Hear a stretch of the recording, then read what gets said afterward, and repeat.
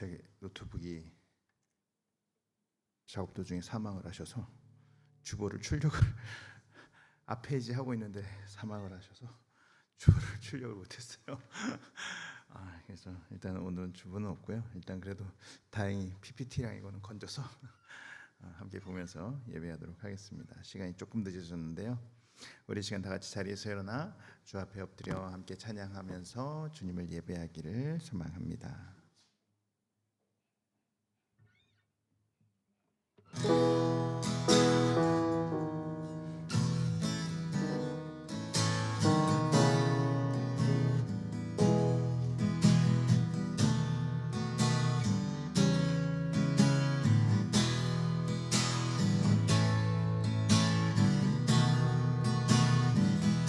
주 앞에 엎드려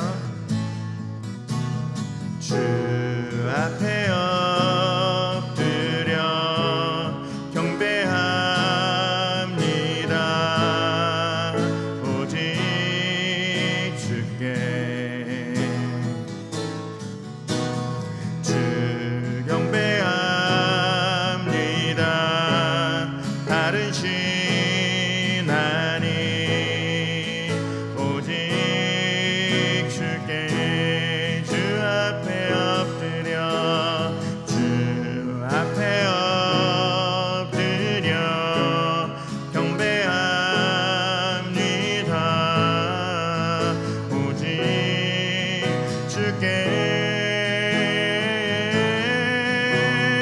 주 경배합니다. 다른 신 아닌 오직 주께 나의 모든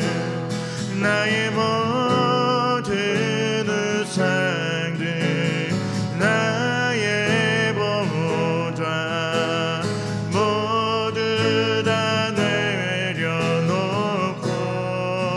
나의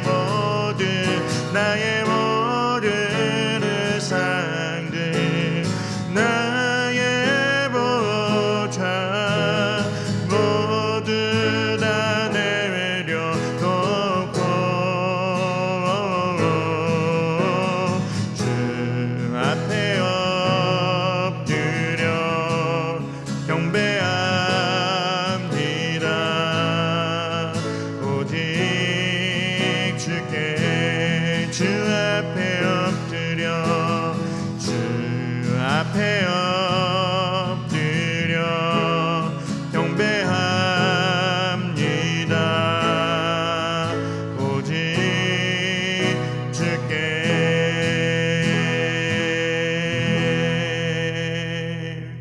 하나님은 영이시니 예배하는 자가 영과 진리로 예배할지니라. 아멘. 우리의 신앙 고백을 사도신경으로 함께 고백합니다. 나는 전능하신 아버지 하나님 전지의 창조주를 믿습니다. 나는 그의 유일하신 아들 우리 주 예수 그리스도를 믿습니다.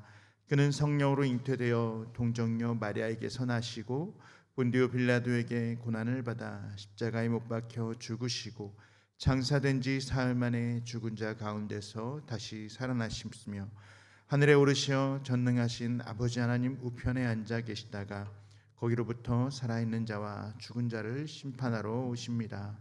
나는 성령을 믿으며 거룩한 공교회와 성도의 교제와 죄를 용서받는 것과 몸의 부활과 영생을 믿습니다. 아멘. 성부 성자 성령 삼위일체 우리 하나님, 이전에도 계셨고 지금도 계시고 앞으로 영원토록 우리와 함께 하시는 그 하나님 아버지를 이 시간 우리가 예배하며 나아갑니다. 우리의 마음을 주님께 집중하고 주님께 온전히 나를 내어드리는 귀한 예배가 되어질 수 있도록 주님 이 시간 우리의 마음을 붙잡아 주시옵소서. 우리의 삶은, 우리의 생활은, 또 우리의 모습은 주 앞에 나가기 연약하고 부끄러운 모습 투성이지만 그럼에도 불구하고 여전히 신실하신 하나님께서 우리를 지금 이 자리로 인도하셨사오니 우리에게 하고자 하시는 그 일들을 오늘 이 시간 행하여 주시고 그 일들을 통하여서 우리의 삶이, 우리의 신앙이, 우리의 믿음이, 그리고 우리의 예배가 변화되어지고 더욱더 주님만 바라보며 나아가는 절정의 예배 되어줄 수 있도록 주님 인도하여 주시옵소서. 이 시간 주 앞에 머리 숙여 예배하는 모든 자들에게 함께하여 주시고, 특별히 오늘 이 시간 이 자리에 함께하셔서 우리를 다루어 주시옵소서.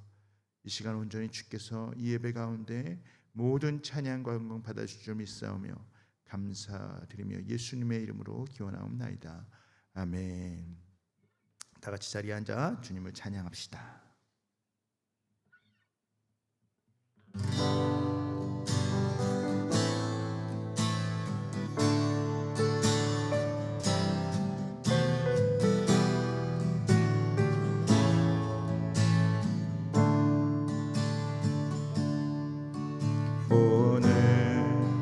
이곳에 계신 성령님, 우리에게 말씀하시고 우리를 가르치소서. 닫힌 우리만 열어주시고 주의 빛으로 밝혀 우리를 인도하소서. 우리 다시 한번 고백합시다. 오늘 이곳에 계신 성령님, 우리에게 말씀하시고 우리를 가르치소서. 닫힌 우리만 열어주시고 주의 빛으로 밝혀 우리를 인도하소서. 주님보다 앞서지 않고 겸손하게 주님의 말씀 기다리니 주님 손에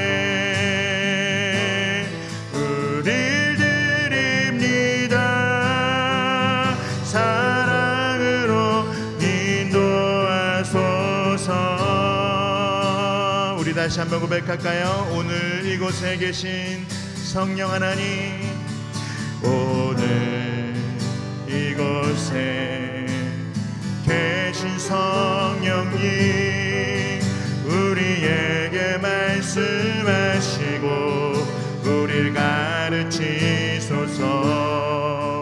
닫힌 우리만 열어주시고 주의 빛으로 밝혀 우리를 인도하소서. 주님보다 앞서지 않고 겸손하게 주님의 말씀 기다리니 주님 손에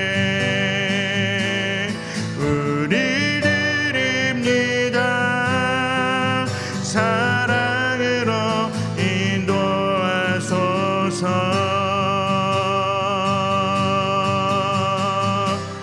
창조하신 모습 떠난 우리를 예수님 남게 빚으소서.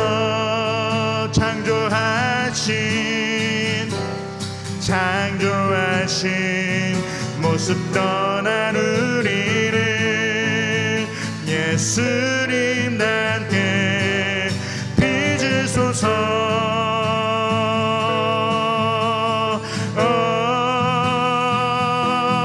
주님보다 앞서지 않고 겸손하게 주님의 말씀 기다리니 주님 손에 우리 드립니다. 사랑으로 인도하소서. 주님보다 앞서지 않고 겸손하게 주님의 말씀 기다리니 주님 손에 우리 드립니다. 사랑으로 인도하소서.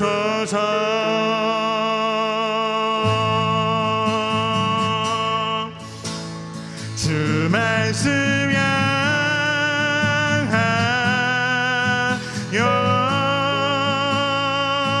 달려가리라. 힘도 아닌 능도 아닌 오직 성령으로 주 얼굴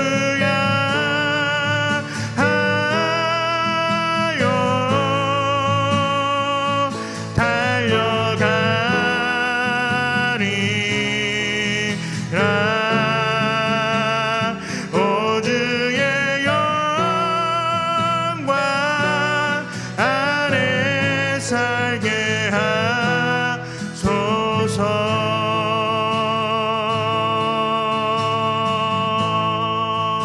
하늘에 나는 새도 하늘에 나는 새도 주 손길 돌보시네. 온 땅에 충만한 주 사랑으로 내 마음을 덮으소서.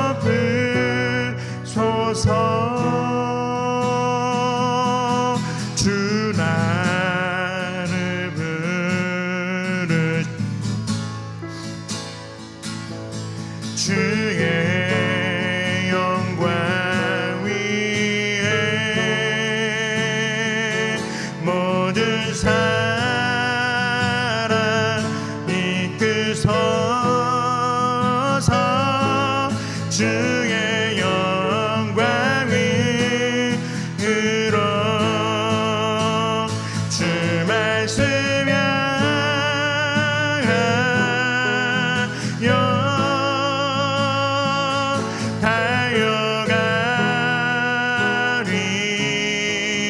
달려가리라. 힘도 아닌 능도 아닌 오직 성령으로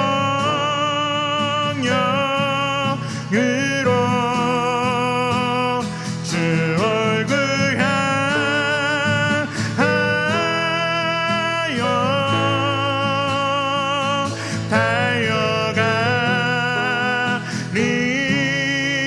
달려가리라. 오 주의 영광 안에 오 주의 영광 안에 오 주의 영광 안에 살게 하소서.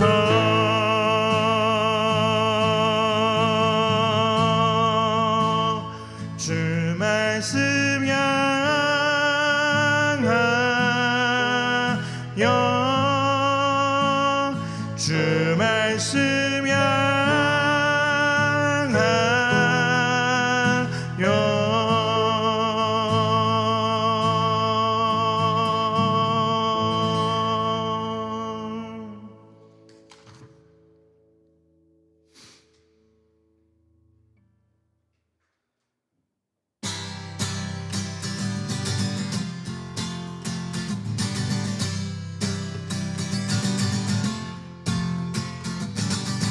완전한 사랑 보여주신 구세주 그분 하나요. 그 아들 우리에게 주신 하나님 그분 하나요. 그 사랑 알기에 그 아들 나는 믿네. 날 이끄소서.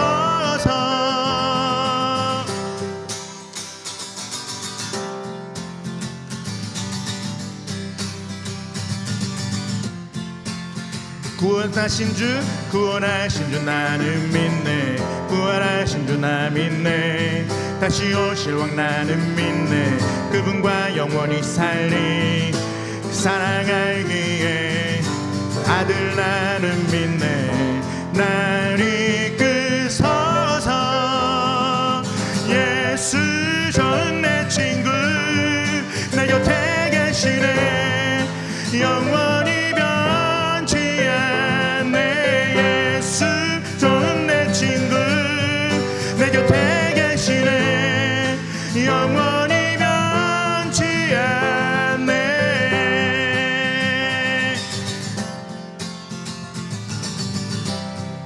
우리 다시 한번 고백합시다. 완전하신 사랑 보여주신, 완전한 사랑 보여주신 주 예수 그분 하나요. 그 아들 우리에게 주신 하나님 그분 하나요. 그 사랑 알기에 그 아들 나는 믿네. 날 이끄소서. 예수 좋은 내 친구 내 곁에 계시네. 영원히 변치 않네. 예수 좋은 내 친구 내 곁에 계시네. 영원히 변치 않네. 예수 좋은 내 친구 내 곁에 계시네. 영원히 변치 않네. 예수 좋은 내 친구 내 곁에 계시네. 영원히 변치 않네. 영원히 변치 않네. 영원히 변치 않네. 영원히 변치 않네. 영원히 변치 않네. 예수 좋은 내 친구 내 곁에 계시네. 영원히 변치 않네. 예수 좋은 내 친구 내 곁에 계시네. 영원히 변치 않네. 예수 좋은 내 친구 내 곁에 계시네. 영원히 변치 않네. 예수 좋은 내 친구 내 곁에 계시네. 영원히 변치 않네.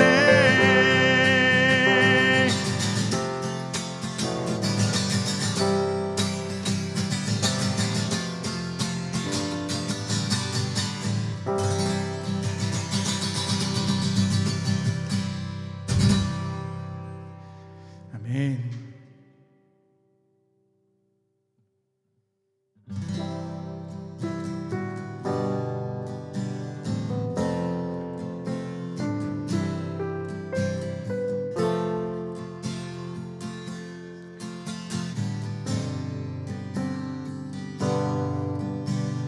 주를 바라며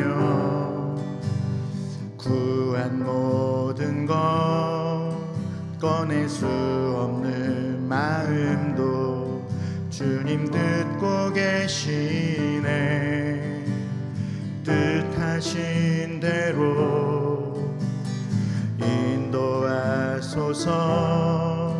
언제나 주님 따르며 그 곁에 거하리라. 주의 인자는 영원하시니 신실한 주의 이끄심 나는 찬양하리라. 모든 시간을 주께 드리네. 한 걸음 내디딘 삶을 나의 주께 드리네. 주와 함께한 고백 내 삶에 채우소서. 나를 향하신 주님의 마음 담아주소서. 주의 품으신 계획 온전히 이루소서. 나의 삶의 결이 주의 길을 닮게 하소서. 우리 주를 바라며 구한 모든 것 꺼낼 수 없는 마음도 주님 듣고 계시네. 그렇습니다. 하나님 뜻하신 대로 인도하소서. 언제나 주님 따르며 그 곁에 거하리라. 주의 인자는 영원하시니 신실한 주의 이끄심 나는 찬양하리라. 모든 시간을 주께 드리네. 한 걸음 내디딘 삶을 나의 주께 드리네.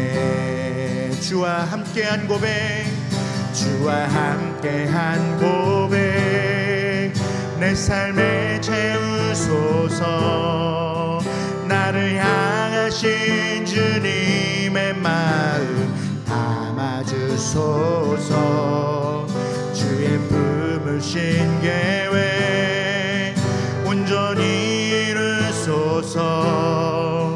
나의 삶의 결이 주의 길을 닮게 하소서. 주와 함께한 고백 내 삶에 채우소서. 나를 향하신 주님의 마음 담아주소서.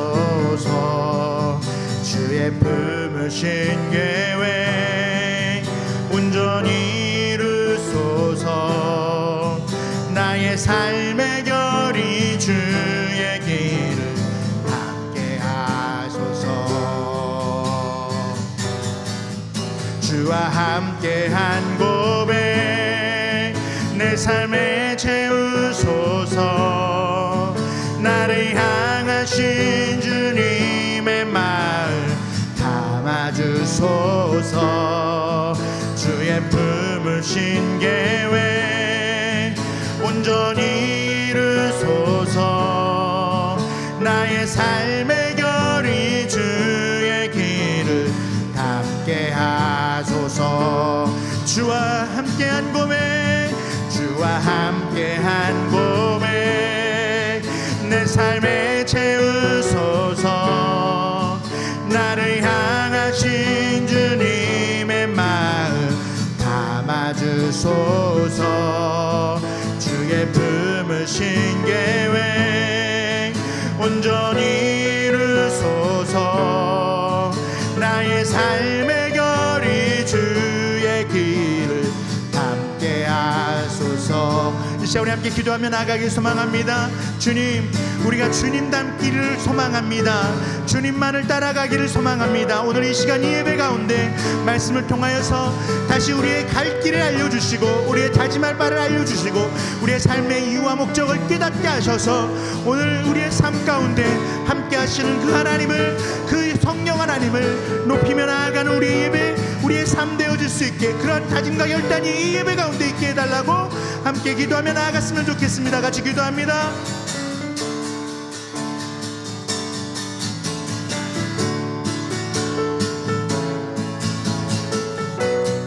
그렇습니다. 하나님, 오늘도 우리를 이끄신 하나님, 우리를 통하여서 예배하게 하시고 우리가 그 주의 예배의 도구로 쓰임받게 하셨사오니 그저 한 주간에, 그저 한 시간이 아니라 우리의 삶의 전체가 주님을 예배하는 주의 도구가 되게 하여 주시고 주의 예배하는 예배자가 되게 하여 주시고 주셔서 우리의 삶의 방향과 주의 삶의 방향이 동일하게 일치되어져 나아가는 그런 삶이 되어줄 수 있도록 주님 우리와 함께하여 주시옵소서. 특별히 하나님 이 시간 말씀을 통하여서 다시 한번 주님의 뜻과 계획하심 주님의 일하심을 우리에게 보여주실 텐데 하나님 그것을 우리가 목도하게 하여 주시고 그 목도한 바를 우리의 삶 가운데 그대로 따라가는 우리의 삶이 되어줄 수 있도록 주님 인도하여 주시옵소서. 나의 생각, 나의 뜻, 나의 계획이 아니라 온전히 하나님의 계획과 하나님의 일하심 가운데 우리의 삶이 온전히 약속을 잊지 않고 나아가는 그런 귀한 우리의 삶 되어질 수 있도록 우리 예배 되어질 수 있도록 주님 인도하여 주시옵소서.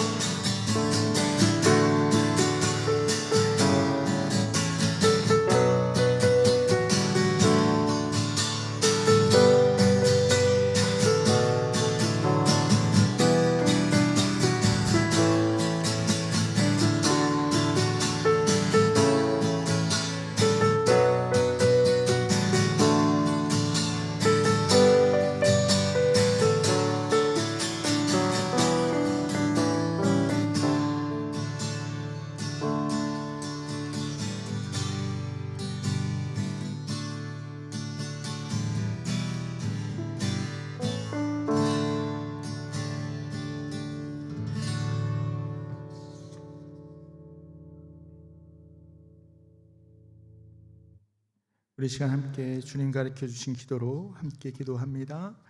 하늘에 계신 우리 아버지, 아버지의 이름을 거룩하게 하시며 아버지의 나라가 오게 하시고 아버지의 뜻이 하늘에서와 같이 땅에서도 이루어지게 하소서. 오늘 우리에게 일용할 양식을 주시고 우리가 우리에게 잘못한 사람을 용서하여 준 것 같이 우리 죄를 용서하여 주시고 우리를 시험에 빠지지 않게 하시고 악에서 구하소서. 나라와 권능과 영광이 영원히 아버지의 것입니다. 아멘.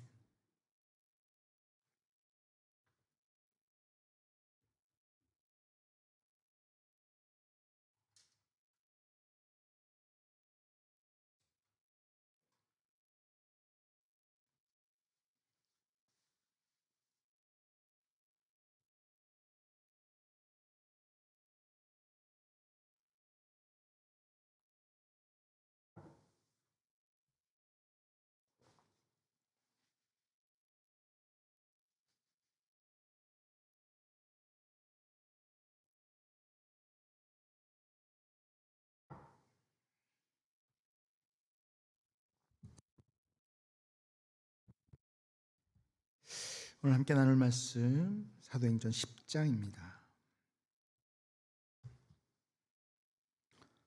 10장 1절로부터 23절까지 조금 길긴 한데요.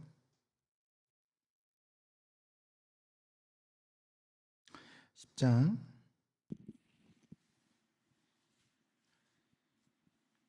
사도행전 10장 1절로부터 23절까지 말씀입니다. 제가 한 절 여러분들이 한 절 교독하도록 하고요. 23절은 여러분 성경에도 아마 이렇게 나눠져 있을 거예요. 앞부분까지만 읽도록 하겠습니다. 제가 한 절 여러분들이 한 절 하시고 마지막 23절 한 목소리로 함께 교독하겠습니다. 가이사랴에 고넬료라 하는 사람이 있으니 이달리아 부대라 하는 군대의 백부장이라. 그가 경건하여 온 지방과 더불어 하나님을 경외하며 백성을 많이 구제하고 하나님께 항상 기도하더니 하루는 제9시쯤 되어 환상 중에 밝기 봄에 하나님의 사자가 들어와 이르되 고넬료야 하니 고넬료가 주목하여 보고 두려워 이르되 주여 무슨 일이니까? 천사가 이르되 내 기도와 구제가 하나님 앞에 상달되어 기억하신 바가 되었느니 내가 지금 사람들을 욥바에 보내어 베드로라 하는 시몬을 청하라. 그는 무두장이 시몬의 집에 유숙하니 그 집은 해변에 있다 하더라. 마침 말하던 천사가 떠나매 고넬료가 집안 하인 둘과 부하 가운데 경거한 사람 하나를 불러 이 일을 다 이루고 욥바로 보내니라. 이튿날 그들이 그 길을 가다가 그 성에 가까이 갔을 때에 베드로가 기도하려고 지붕에 올라가니 그 시각은 제6시더라. 그가 시장하여 먹고자 하매 사람들이 준비할 때에 황홀한 중에 하늘이 열리며 한 그릇이 내려오는 것을 보니 큰 보자기 같고 내 귀를 메어 땅에 들이웠더라. 그 안에는 땅에 있는 각종 네발 가진 짐승과 기는 것과 공중에 나는 것들이 있더라. 또 소리가 있으되 베드로야 일어나 잡아먹어라 하거늘 베드로가 이르되 주여 그럴 수 없나이다. 속되고 깨끗하지 아니한 것을 내가 결코 먹지 아니하였나이다 한데 또 두 번째 소리가 있으되 하나님께서 깨끗하게 하신 것을 내가 속되다 하지 말라 하더라. 이런 일이 3번 있은 후 그 그릇이 곧 하늘로 올려 베드로가 본 바 환상이 무슨 뜻인지 속으로 의아해 하더니 마침 고넬료가 보낸 사람들이 시몬의 집을 찾아 문 밖에 서서 불러 묻되 베드로야 하는 시몬이 여기 유숙하느냐 하거늘 베드로가 그 환상에 대하여 생각할 때에 성령께서 그에게 말씀하시되 두 사람이 너를 찾으니 일어나 내려가 의심하지 말고 함께 가라. 내가 그들을 보내었느니라 하시니 베드로가 내려가 그 사람들을 보고 이르되 내가 곧 너희가 찾는 사람인데 너희가 무슨 일로 왔느냐. 그들이 대답하되 백부장 고넬료는 의인이요 하나님을 경외하는 사람이라 유대 온 족속이 칭찬하더니 그가 거룩한 천사의 지시를 받아 당신을 그 집으로 청하여 말을 드리려 하느니라 하는데 함께합니다. 베드로가 불러들여 유숙하게 하니라. 아멘. 잠시 기도하겠습니다. 사랑의 주님 참 감사합니다. 오늘도 우리를 주님의 예배의 처소로 인도하시고 주님을 예배케 하시니 참으로 감사드립니다. 우리의 삶이 우리의 방향이 어디를 향하고 어디로 달려가야 할지 매 순간순간 고민되고 또 매 순간순간 그 갈림길에서 늘 선택을 하며 살아갑니다. 오늘도 우리가 주님 앞에 나오는 그 선택을 하였고 내 스스로가 한 것 같지만 그럼에도 불구하고 그 안에 하나님이 계획하시고 인도하신 그 은혜 안에서 우리가 이 시간 주 앞에 나왔사오니 하나님께서 우리를 부르셨고 부르신 목적에 합당한 온전한 예배 되어질 수 있도록 주님 우리와 함께하여 주시옵소서. 특별히 하나님 이 시간 말씀 가운데 다시 한번 주님 앞에 섭니다. 주의 말씀이 우리의 삶을 흔들어 정말로 죄로부터 떨어져 나가게 하시고 정말로 하나님 앞에 접붙임 바 되어져서 우리의 삶의 방향과 목적과 의미를 오늘 이 말씀을 통하여서 다시 한번 깨닫고 다짐하고 결단할 수 있는 우리의 모든 심령들 다 되어줄 수 있도록 주님 인도하여 주시옵소서. 그렇게 주 앞에 나와 예배하며 주 앞에 귀한 예물 하나님께 올려드립니다. 드려진 손길 가운데 더 축복하여 주시고 혹여라도 드리지 못한 자 있다면 그들의 삶 가운데서도 더 크고 놀라운 은혜로 덧입혀 주시고 부어 주셔서 하나님의 공급하심을 그들의 삶 속에서 깊이 깨닫고 경험하며 살아갈 수 있도록 그래서 그것이 하나님의 은혜임을 고백할 수 있도록 주님 인도하여 주시옵소서.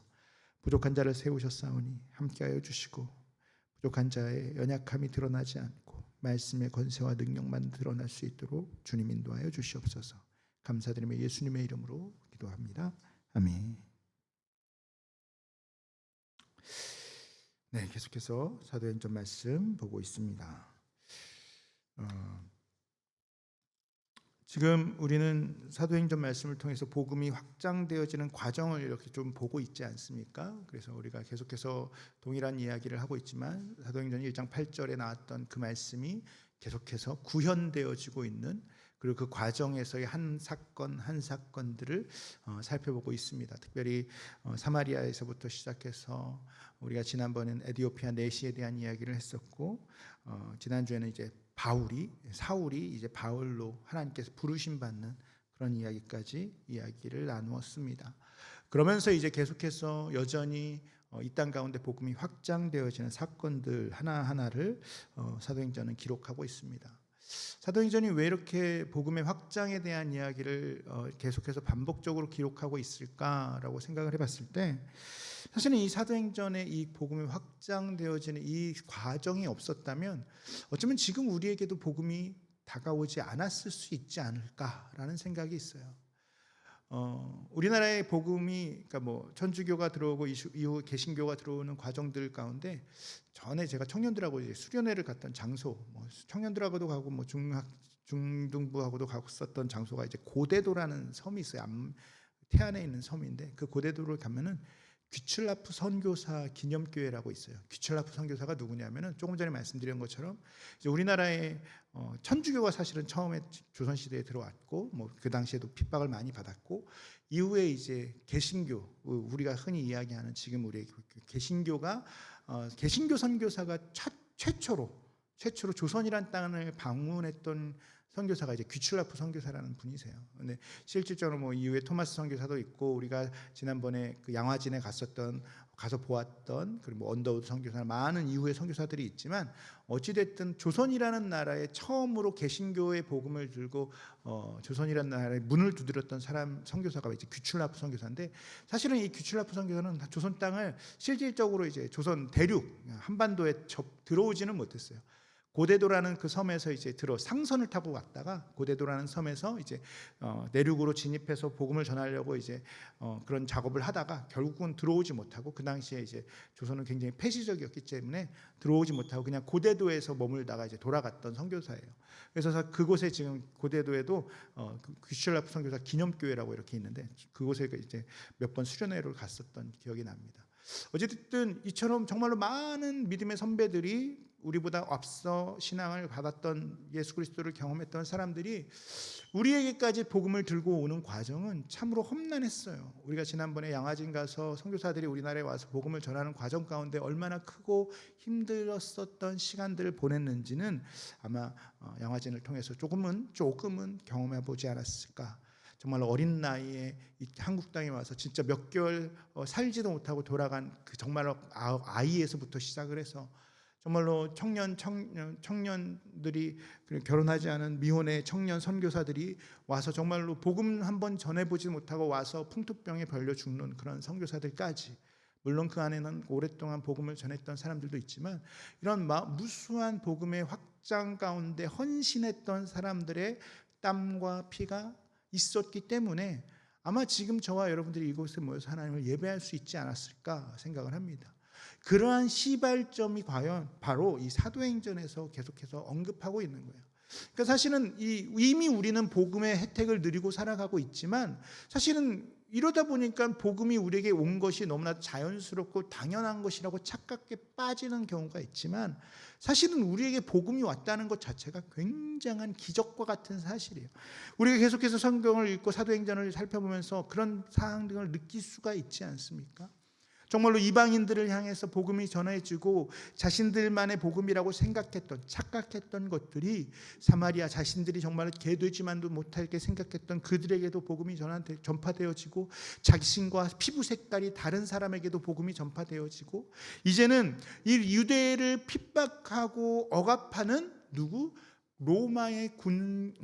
로마의 백부장까지도 복음 가운데 다시 회복해 돌아오는 이 사건을 오늘 본문은 다루고 있다는 사실이에요. 오늘 본문은 고넬료라는 사람을 언급하고 있습니다. 기달리아의 고넬료, 가이사랴의 이제 고넬료라는 백부장이에요. 그는 로마 이탈리아 부대의 백부장이다. 오늘 본문은 이야기하고 있어요. 이탈리아 어디서 많이 들어봤던 발음과 비슷하지 않습니까? 어디와 비슷할까요? 나라를 한번 떠올려 보세요. 어떤 나라? 네? 네, 이탈리아 맞아요. 로마가 어디 있죠? 로마가 이탈리 수도가 로마잖아요. 그 로마 안에 그래서 사실은 이탈리아 부대라고 했을 때 특별히 그 이탈리 안에 그들의 로마 군사들 가운데 그러니까 어떻게 보면 되게 정예 부대라고 생각하시면 좋을 것 같아요. 그 정예 부대 백부장 지휘하고 휘하에 100명의 부하를 거느리고 있는 그런 로마 군인이라는 사실이죠. 사실은 이 당시 로마는요 굉장히 많은 권력, 힘, 군사들을 통해서 주변의 많은 나라들을 차지하고 확장하던 시기였잖아요. 이스라엘 정말로 로마로부터 엄청나게 멀리 떨어져 있는 이곳까지도 로마의 군인들이 파견되어서 로마의 총독이 파견되어서 그 땅을 다스리는 것처럼 사실은 로마의 군인들, 로마의 백부장이라고 했을 때 그가 가지고 있는 권세나 힘이나 권력은 우리가 상상할 수 있는 이상일 거예요. 왜냐하면 지금은 여러 가지 행정이나 사법이나 여러 가지 그 방법들 우리가 쌓아놓은 기존의 시스템 하에 이제 움직여지기 때문에 사실은 사람이 걷는 권력 또한 굉장히 분할되어져 있지만 이 당시에만 해도 사실은 그 군인 한 사람, 군인 가운데 장교 한 사람이 갖는 그 더군다나 침략을 해서 빼앗은 그 지역에서 군인과 장교가 갖는 권한과 권력이라는 것은 막강했다라는 거죠. 그러니까 사실은 이가 그렇게 대단한 권한과 권력을 가지고 있었던 이 고넬료라는 사람에게 정말로 어떻게 그에게 복음이 접해졌는지는, 그러니까 하나님을 그가 어떻게 알게 되어졌는지는 사실은 성경에서 기술하고 있지는 않아요. 그러나 우리가 계속 에디오피아 내시를 이야기할 때도 이야기한 것처럼 이미 많은 디아스포라들이 흩어지고 유대인들이 유대교를 퍼뜨려 나아가는 과정 가운데 이 고넬료라는 이 백부장 또한 그러한 유대교를 접하고 하나님에 대한 신앙을 갖기 시작했던 것과 같아요. 그래서 오늘 본문을 보니까 그가 정말로 하나님 앞에 신실하게 기도하는 모습이 나오고 있는 거예요. 그러니까 정말로 시간을 정해서 신실하게 기도하고 있을 때 하나님께서 그를 찾아갑니다. 하나님의 사자가 그에게 찾아가서 그의 이름을 부르고 그에게 말씀을 이야기하고 있습니다. 4절에 보니까 천사가 이르되 내 기도와 구제가 하나님 앞에 상달되어 기억하신 바 되었느니라 라고 이야기하고 있어요. 여기서 말하는 기도와 구제, 기도는 하나님을 향한 그의 간절한 소망도 있었을 것이고 하나님을 향한 그의 마음, 그의 신앙이 담겨진 교제, 대화, 그런 간구가 되어졌을 거예요. 그가 단순히 하나님 앞에 기도하는 것만으로 그의 신앙을 만들어 갔던 것과는 추가적으로 그가 구제라는 것을 굉장히 열심히 했던 것을 우린 본문을 통해서 미루어 짐작할 수 있어요. 우리가 지난번에도 잠깐 이야기된 것 같은데 7 집사를 세우는 과정에서도 교회가 감당하던 여러 가지 일들, 특별히 여러 가지 일도 아니죠. 사실은 교회가 감당하던 그 중요한 일 가운데 하나가 구제 사역이라는 거예요.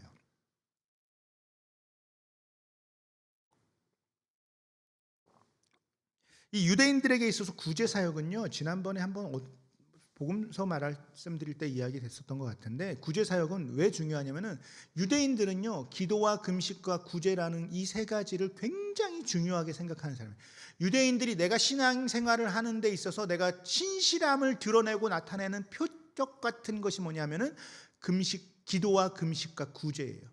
그러니까 이 세 가지를 열심히 해야지 유대인들 가운데서도 역시 신앙생활 열심히 하는구나 이런 칭찬을 받던 시대였단 말이에요. 그러다 보니까 이제 교회가 세워지고 공동체가 세워졌을 때도 이 과부와 고아와 같이 어려운 자들을 향한 구제 사역이 교회가 가지고 있는 굉장히 중요한 사역 가운데 하나였다라는 거죠. 그래서 사실은 7 집사를 세운 과정에서도 그런 교회가 감당해야 되는 사역을 사도들에게 맡긴 것이 너무 중하여서 사도들은 기도하는 것에 최선을 다하고 말씀을 전하는 것에 최선을 다하고 구제에 관한 것은 집사들을 세워서 그 당시에 사역을 분리했던 거죠. 어찌됐든 이 고넬료라는 사람도 그런 유대교 신앙을 가지고 기도와 구제에 열심이었다는 사람이에요.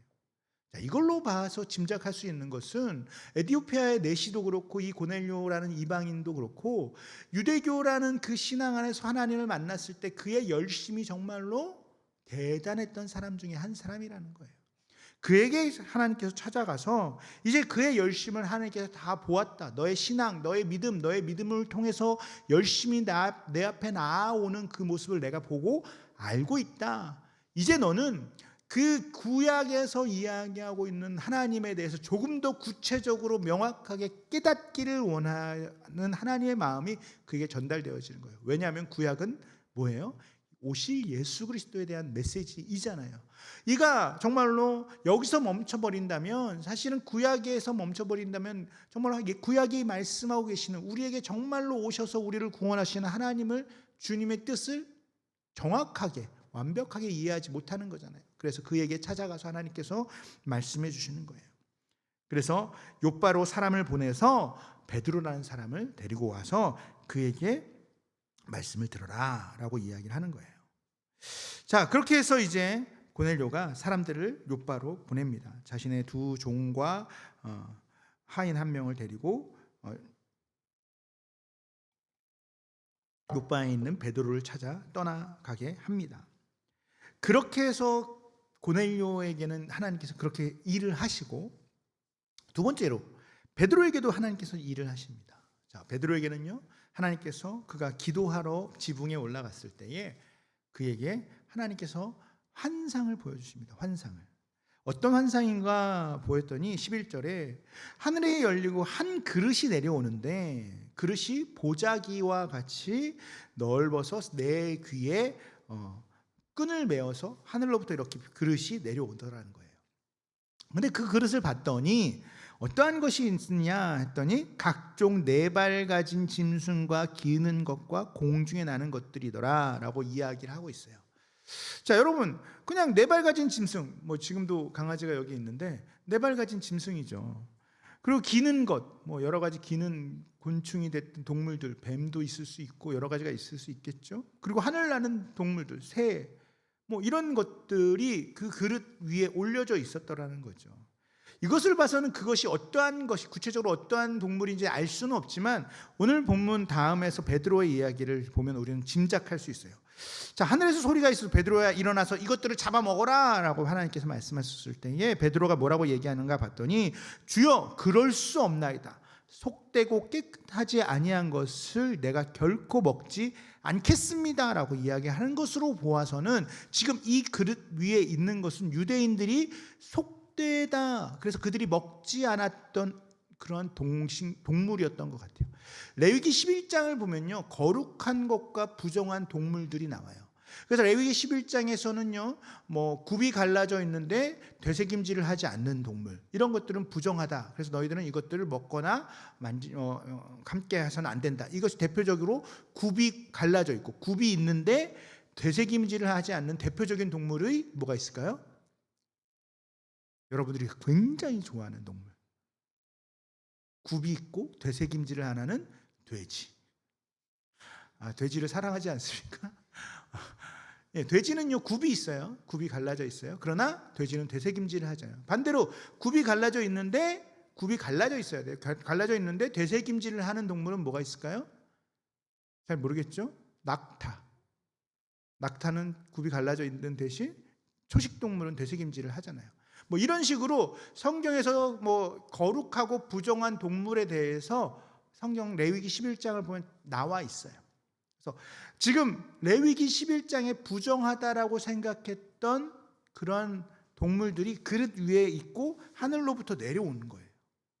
그러한 환상을 보았을 때 하나님께서 이것들을 잡아먹으라 했더니 베드로 입장에서는 그의 평생 동안 유대인들은 그 거룩하고 부정한 것들을 철저하게 지켰단 말이죠. 그래서 그들이 그것들을 먹지 않고 평생을 살아간단 말이에요. 그랬던 베드로 또한 그래서 이것들은 내가 먹을 주여 결코 그럴 수 없습니다.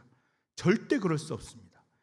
내가 여태까지 살면서 내가 그 율법을 지키기 위해서 얼마나 노력했는데, 내가 그것을 안 먹으려고 얼마나 노력했는데 이제 와서 그걸 먹다니요. 그럴 수 없습니다. 그래서 하나님이 뭐라고 그럽니까? 하나님께서 깨끗하다 하신 것을 내가 속되다고 하지 말아라. 그러니까 되게 베드로 입장에서는 굉장히 혼란에 빠지는 상황이에요. 율법은 누가 주셨어요? 구약의 율법은 하나님이 우리에게 주신 거잖아요. 이 당시 베드로도 구약의 율법이 모세를 통해서 하나님께서 주신 말씀이라고 확신하고 그의 삶을 살아갔던 사람이에요. 그의 신앙의 확신을 가지고 살아갔다고요. 그런데 그 신앙의 확신을 뒤집어 엎는 일이 오늘 환상 가운데 보여진 거예요. 자기 평생에 그러한 부정한 동식물을 먹어본 적이 없고 가까이 한 적도 없는데 율법을 지키기 그렇게 열심히 내가 살았는데 어느 날 하나님께서 그 율법을 뒤집어 엎는 일을 우리에게 시키는 거예요. 그랬을 때 베드로는 뭐라고 이야기합니까? 주여 그럴 수 없습니다 라고 이야기합니다. 여러분은 생각해 보세요.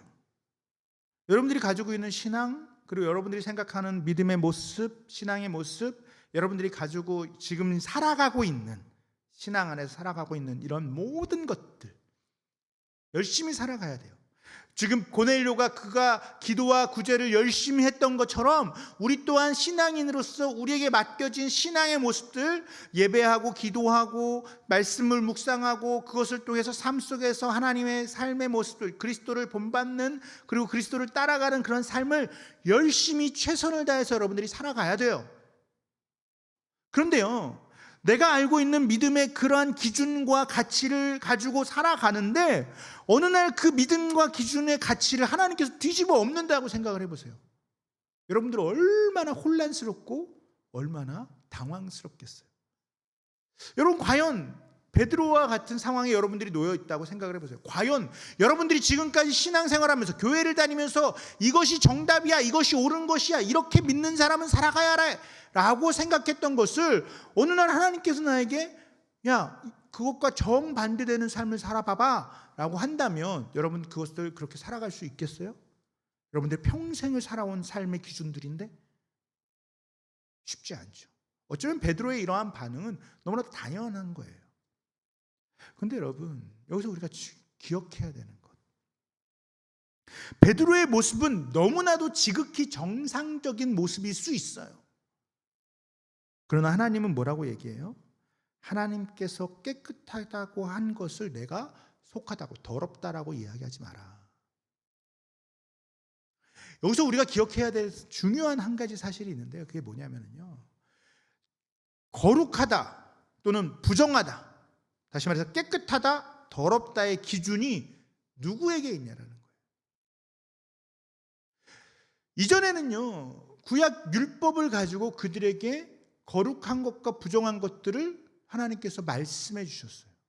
그리고 그것들을 잘 따랐던 유대인들이죠.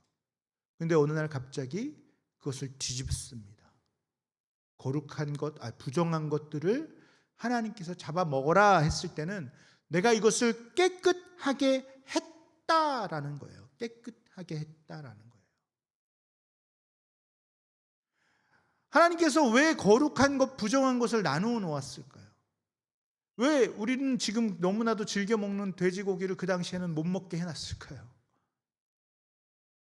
그 돼지가 무슨 문제가, 심각한 문제가 있어서 그럴까요? 구약에서 우리에게 말씀하신 하나님의 말씀의 의도와 목적이 있어요.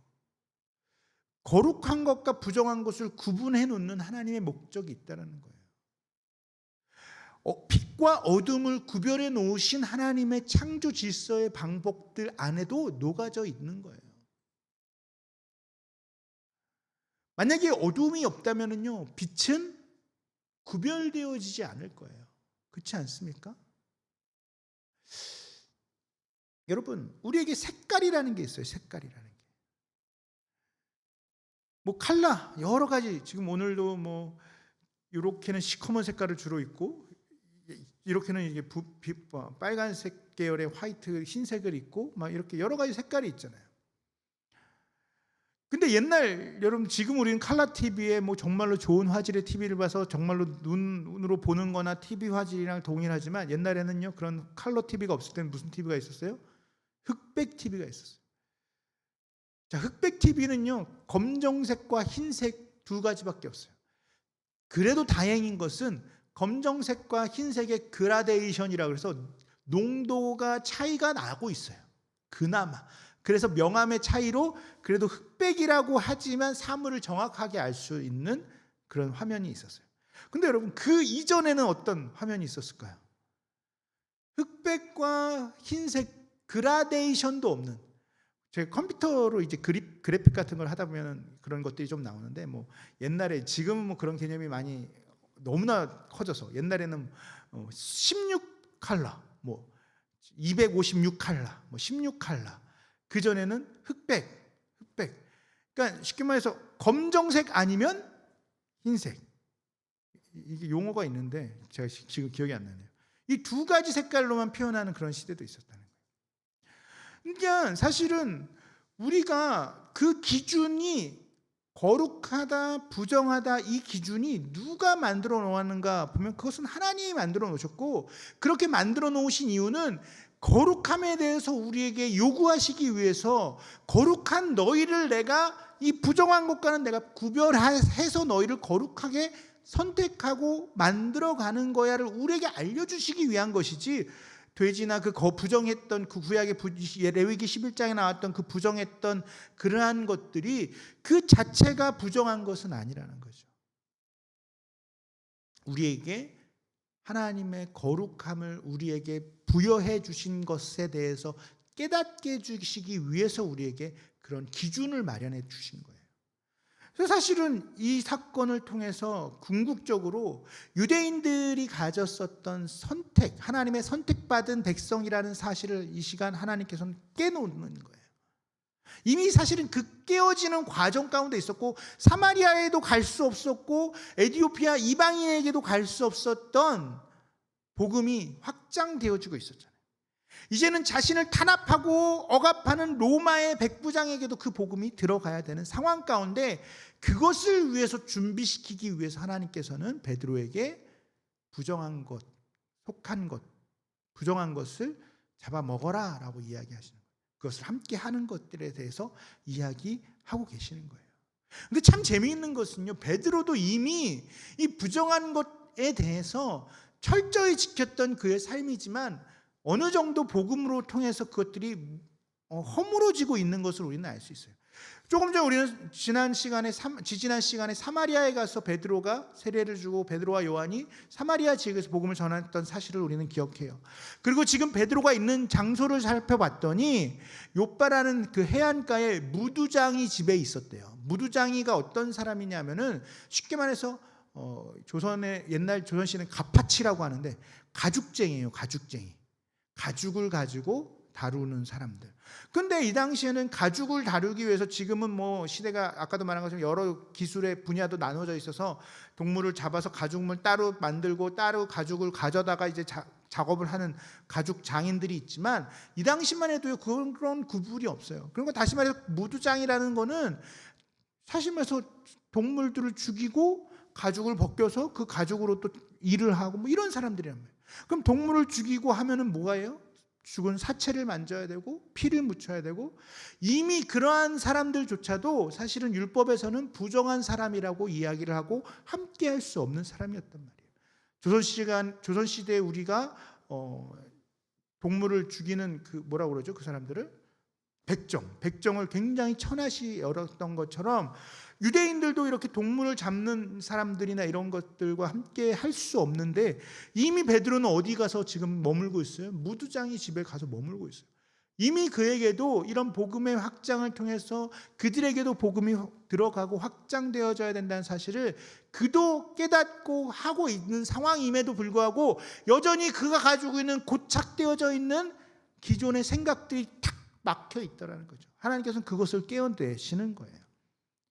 그리고 이제 그것을 깨어낸 후에, 우리가 읽지 않았지만 이후에 고넬료라는 가 보낸 하인들을 만나고 이제 고넬료의 집에 가서 그에게 복음을 전하고 세례를 베푸는 사건들이 10장에서 쭉 기록되고 있어요.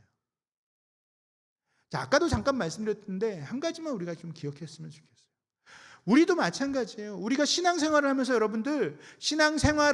여러분들 안에 자리 잡은 중요한 것들이 자리 잡혀 있는 것들이 있을 거예요.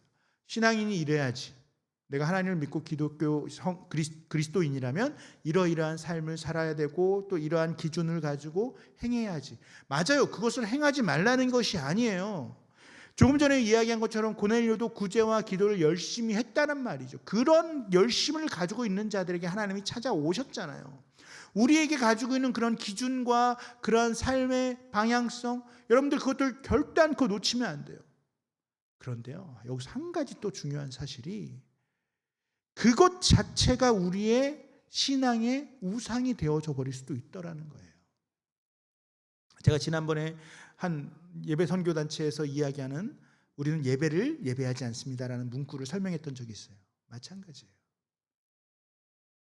우리가 가지고 있는 신앙의 것들, 우리가 가지고 있는 신앙의 기준들, 그것조차도 하나님 앞에서는 우리는 내려놔야 할 때도 있다라는 거예요.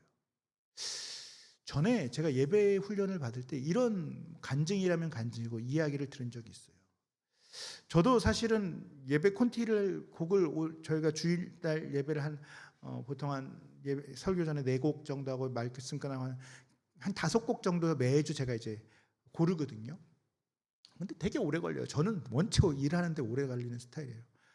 근데 그 훈련을 받을 때 어떤 이야기가 있었냐면은, 보통 예배 인도자들이 콘티를 짠단 말이에요. 곡을 선택하고 나름대로 주제를 가지고 의미를 가지고 이제 곡을 선택을 해요. 그리고 예배 인도를 한다는 거죠.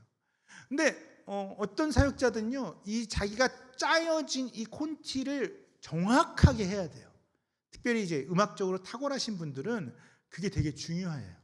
그런 분들하고도 저도 사역을 하다 보면 그분들은 이미 다 정해져 있어요. 이 곡은 어떻게 진행을 할 거고, 여기서 어떻게 반복을 할 거고, 여기서 멘트를 뭘 할 것까지 다 정해놓고 콘티대로 진행을 하세요. 전 개인적으로 되게 부러워요, 그렇게 하시는 분들. 제가 그렇게 잘 못해가지고. 어쨌든 그렇게 하시는 분들. 그런데 저도 이제 처음에 예배 훈련을 받을 때 그러한 것들을 기준으로 하다 보니까 나름대로 저도 멘트도 써놓고 막 이랬었단 말이죠. 그렇게 그 정해진 대로 해야 되는 거예요. 심지어 정해진 대로 하다가 시간을 오버한 적도 있고, 미처 시간 계산이 좀 잘못되거나 템포가 좀 달라지면은 시간이 생각했던 것보다 오버된 적도 있고 막 그래요. 근데 그때 예배 훈련을 받을 때 어떤 그 선교사님께서, 목사님께서 그런 얘기를 해요. 어떤 때는 내가 정말로 훌륭하게 콘티를 쫙 짜놨는데 하나님께서 예배를 딱 시작하고 첫 곡을 딱 부르는데 하나님께서 마치 이 곡에 하나님께서 이 곡으로 예배받기를 원하신다라는 느낌이 막 들어오더래요.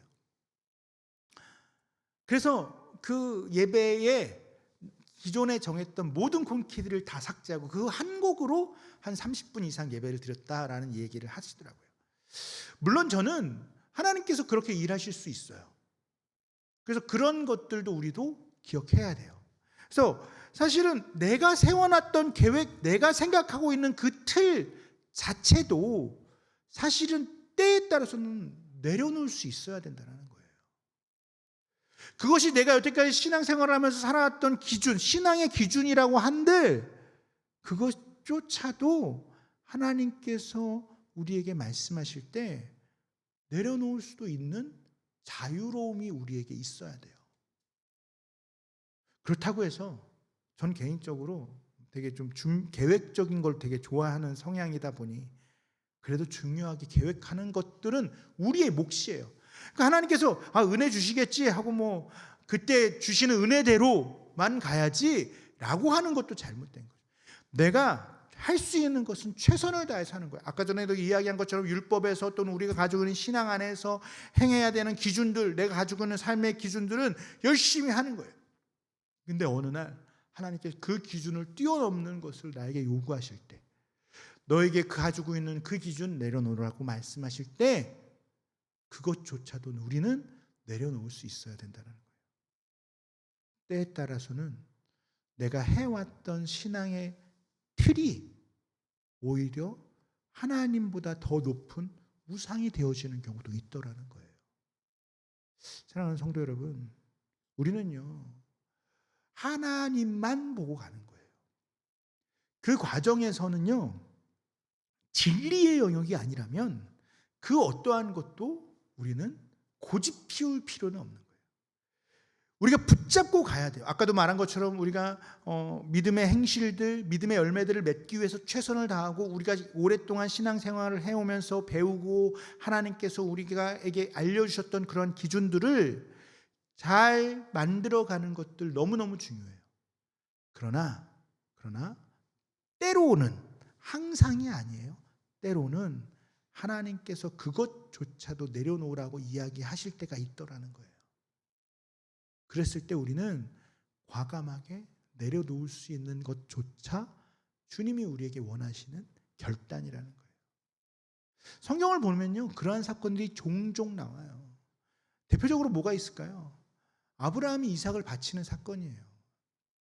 이것이 단순히 아브라함이 신앙이 좋아서 바치는 것으로 우리는 생각할 수 1차원적으로는 그렇지만 더 고차원적으로 보면요 여러분 생각해 보세요. 인신 제사를 드리라는 거예요. 그 당시에 인신 제사가 있었어요. 실제로 그 시대에 사람을 진짜로 제물로 드렸단 말이에요. 그러나 성경은 특별히 하나님께서는 그것을 철저하게 거부하셨어요. 결단코 사람으로 제물을 드리지 말라고.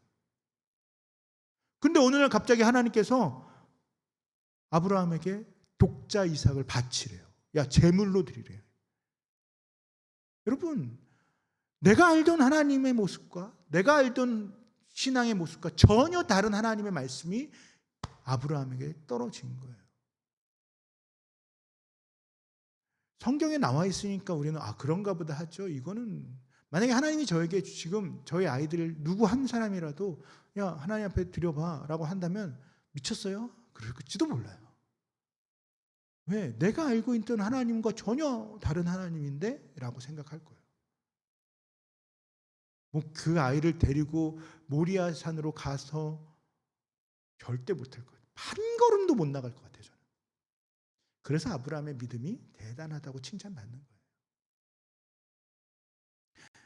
우리의 기준은요, 기존에 우리가 경험했던 쌓아왔던 그런 신앙의 모습도 중요하지만 그것을 뛰어넘는 하나님의 말씀이 우리의 기준이 되어져야 된다는 거예요. 그것 앞에서 그 어떠한 것도 앞설 수 없다는 거예요. 나의 생각, 나의 뜻, 나의 계획, 나의 습관, 나의 노력이 결단코 하나님보다 앞서서는 안 된다는 거예요. 우리는 늘 하나님의 뒤를 바라보고 하나님 뒤를 따라가는 저와 여러분이 되셨으면 좋겠어요.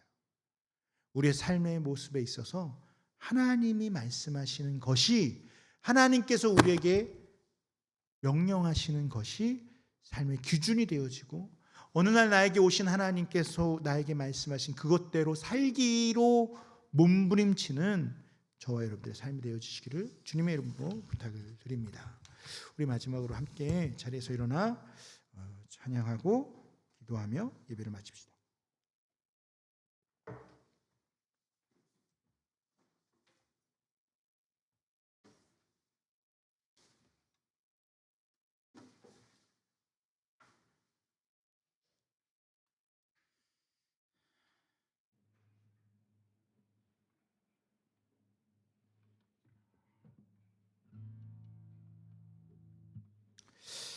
함께 찬양합시다.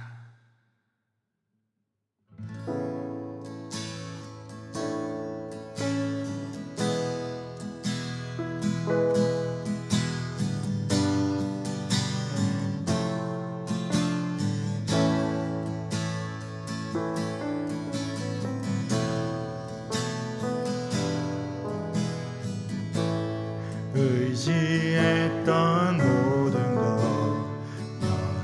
변해가고 억울한 마음을 거져가네. 부끄럼 없이 살고 싶은 마음 주님 아시네.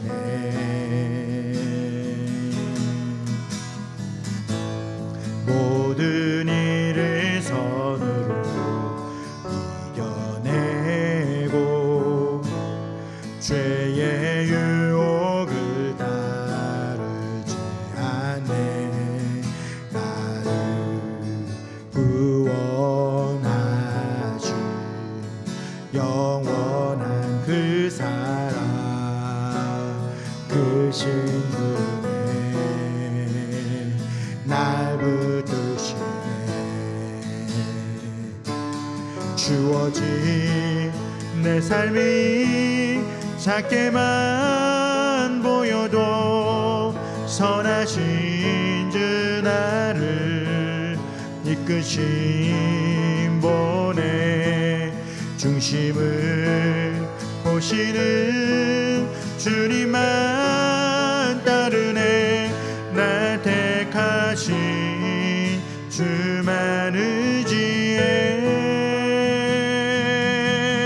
보이는 상황에 무너질지라도 예수 능력이 나를 붙드네. 보이지 않아도 주님만 따르네. 내 평생 주님을 노래하니라. 주어진 내 삶에 작게만 모여도 선하신 주 나를 이끄신 분의 중심을 보시는 주님만 따르네. 날 하신 주만 의지해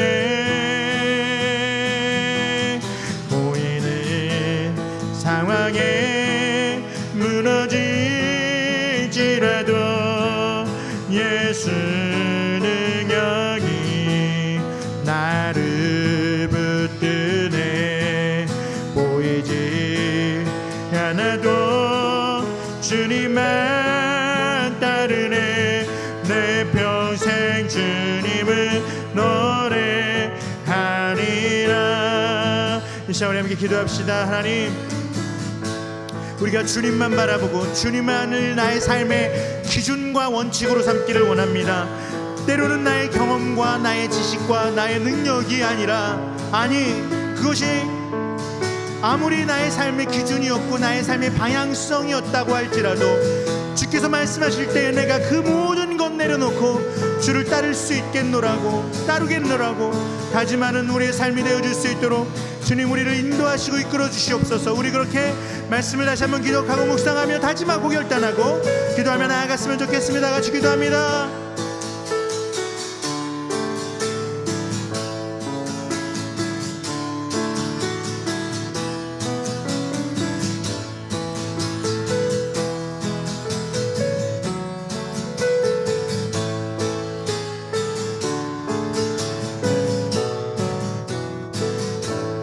그렇습니다. 하나님, 우리의 삶의 목적이 어디에 있습니까?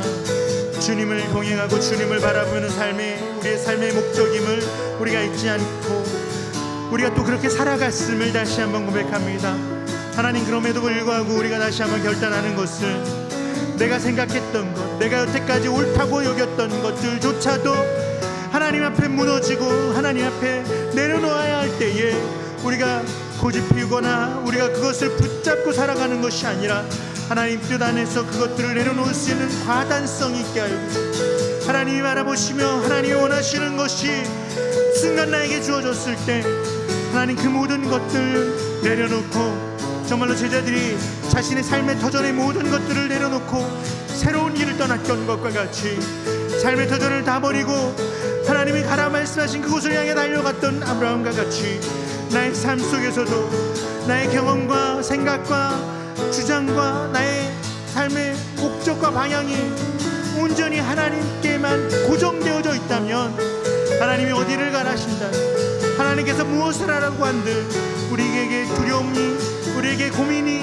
있을 수 없을 이 시간 다시 한번 고백하오니 하나님, 어떠한 상황에 놓였든 어떠한 환경에 주어지든 그 상황 속에서 주님만을 바라보며 주님의 뜻만을 간구하며 주님만을 의지하며 우리가 만들어 나갈 수 있도록 주님 인도하여 주시옵소서.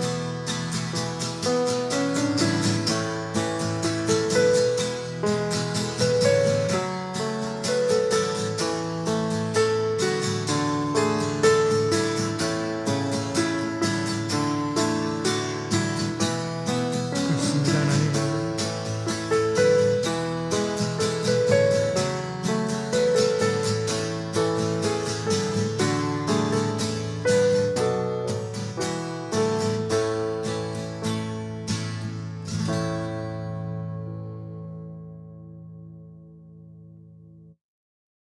그렇습니다. 하나님, 우리의 삶의 방향성이, 삶의 목적이 하나님에게 고정되어 있음을, 주님께 고정되어져 있음을 다시 한번 고백합니다. 심지어 우리의 삶의 이유와 목적이 주님께서 말씀하시는 그 말씀과 명령에 고정되어져 있을 때 시간이 많이 지나다 보면 우리가 그렇게 고착되어지고 습관처럼 하던 것들이 때로는 주의 말씀 가운데 변화를 불러일으켜야 할 때도 있습니다. 기존의 나의 관습과 습관으로 살아갔던 것들조차도 주의 기준 안에서 주가 말씀하시면 우리가 다시 한번 그 방향을 확인하고 그 방향이 그 행위에 있는지 아니면 하나님에게 있는지 다시 한번 점검할 수 있는 그런 능력을, 그런 지혜를 우리에게 허락하여 주시옵소서. 보여지는 것이 아니라 보이지 않는 것을 보신다 말씀하신 하나님, 행위가 아닌 중심을 보신다고 말씀하신 하나님, 우리가 그 중심을 놓지 않도록 주님 인도하여 주시옵소서. 이제는 우리를 죄에서 구원하시기 위해서 십자가에 달려 죽으신 예수 그리스도의 은혜와 성부 하나님의 크신 사랑하심과 성령 하나님의 감동감화 교통하심이 주님만 바라보기를 다짐하고 결단하는, 주의 말씀만 귀 기울이기로 다짐하고 삶을 그렇게 만들어가고자 하는 이곳에 모인 모든 주의 백성들 머리 위에, 그들의 가정과 기업과 직장과 학업 위에, 특별히 몸된 교회 위에 지금으로부터 영원토록 함께 있을지어다. 아멘.